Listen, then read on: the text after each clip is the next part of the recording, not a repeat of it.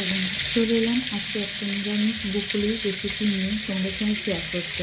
তো আজকে যেহেতু বৃহস্পতিবার, তাই জন্য নিরামিষ বকুলি রান্না করলাম আর তার সঙ্গে কি বেথুয়া শাক ভাজা করলাম, তাই তোমাদের সঙ্গে চলে এলাম রেসিপি শেয়ার করতে। তো দেখো, মটরশুঁটি বকুলি দিয়ে আমি রান্না করছি আর কালকে রাতেই আমি শাকটা বেছে রেখে, এইগুলোকে বেথুয়া শাক বলে। এই সময় এই শাকগুলোকে পাওয়া যায়, তার জন্য আমি এই শাকগুলো কালকে বাজারে গেছিলাম, নিয়ে এসেছি।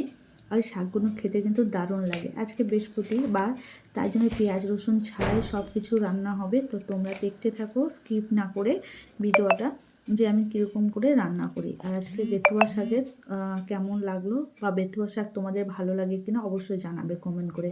আর কে কে বেথুয়া শাক খেতে ভালো লাগে আমার মতো, আমার তো খুব দারুণ লাগে। সব শাক থেকে আমার বেথুয়া শাক ভালো লাগে।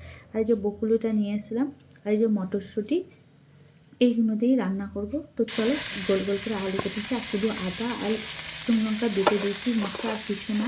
আর দেখো সব ছাড়িয়ে নিয়েছি, বকুলি মটরশুঁটি সব ছেড়ে আমি চলে এলাম। তারপরে কড়াতে বসিয়ে দিলাম শুকনো লঙ্কা, শুধু ফোড়ন দিয়ে শাকটাকে বসিয়ে দিলাম। আজকে তো কিছু আর দেওয়া যাবে না, কিন্তু খেতে কিন্তু দারুণ লাগে গরম গরম ভাতের সঙ্গে। আর এই বেথুয়া শাক মানে কী বলবো, একদম মানে আমার তো খুব ভালো লাগে। তোমাদের কেমন লাগে অবশ্যই কমেন্ট করে জানিও। আর দেখতে পাচ্ছ ধোঁয়া উঠছে কীরকম। আর শাকটা আমি বেশি না, একটুখানি নুন দিয়েছি, সামান্য হলুদ দিয়েছি, তোমরা দিতে পারো না দিতে পারো অবশ্যই। আর দেখো মোটামুটি আমার শাকটা ভাজা হয়ে গেল, কতটা শাক ওইটুখানি হয়ে গেলো। শাকটা এমনি কমে যায়, তাই জন্য নুন সবসময় একটু কম দেবে, তাহলে কী বলো তো, নুনটা শাকে বেশি কখনো হবে না। কারণ শাক তো মানে সবসময় কমে যায়, তাই জন্য নুনটা খুব কম দেবে। যদি পরে চেক করে দেবে, যদি লাগে তো অবশ্যই নুনটা দিয়ে নেবে। তো আমার বেথুয়া শাক ভাজা গেছে। আজকে দেখতে মাছ এনেছে, কিন্তু মাছটা আমি ধুয়ে ভেজে রেখে দিয়েছি, কালকে সেটা রেসিপি করবো। আর দেখো বেথুয়া শাকটা আমার হয়ে গেল। আর গরম গরম ভাতের সঙ্গে কাঁচা লঙ্কা বেথুয়া শাক মাখিয়ে খেলে আর দারুণ লাগে। আমাদের এখানে কাঠের কাজ হচ্ছে, এর জন্য আওয়াজটা আসছে, বন্ধু কী করবো, ভয়েস দিতে গেলে এরকম প্রবলেম আসে আমার।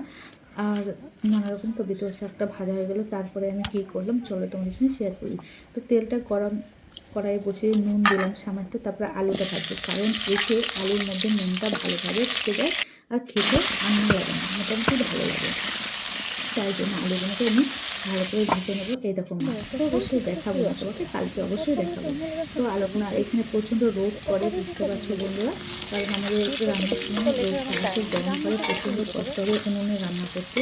তো যাই হোক করতে হবে, কিন্তু উনুনের স্বাদ যে একটা অন্যরকমটা কী করে বোঝাবো। তো দেখো মোটামুটি এর বকুলিটাকে, আলুটা ভাজা হয়ে যাওয়ার পর বকুলিটাকে ভেজে নিলাম। অবশ্যই আমার ভিডিও যদি ভালো লাগে অবশ্যই আমার চ্যানেলটাকে সাবস্ক্রাইব করে আমার পাশে থেকে। নতুন বন্ধুরা যদি হয় তো অবশ্যই এরকম নতুন নতুন আরও আমার ভিডিও আছে, যেটা প্লেন সাধারণ অল্প তেলে স্বাস্থ্যকর খাবার বা স্বাস্থ্যকর রান্না আমি সবসময় তোমাদের জন্য নিয়ে আসি। আর এটা আমার ঘরোয়া, আমি কোনো অন্য কিছু মশলা খুব একটা দিই না, পুরো প্লেন রেখে নুন আর হলুদ দিয়ে আমি বকুলিটাকে আস্তে আস্তে জাল দিয়ে চাপা দিয়ে রেখে নিলাম। কারণ বকুলি খুবই পুষ্টি আর খুবই ভালো, বাচ্চাদের পক্ষে খুবই ভালো জিনিস এটা। আমি তো বলবো এখন ফুলকপির বদলে বকুলি যত খাবে ততই ভালো। তো যাই হোক, বকুলিটা আমার মোটামুটি হয়ে গেল ভাজা। তারপরে আমি কী দিতে 5 ফোড়ন দিই, এটা দিয়েছি গোটা জিরে, তেজপাতা, শুকনো লঙ্কা, আর যেটা আদা আর শুকনো লঙ্কা বেটে নিচ্ছিলাম সেটা দিলাম।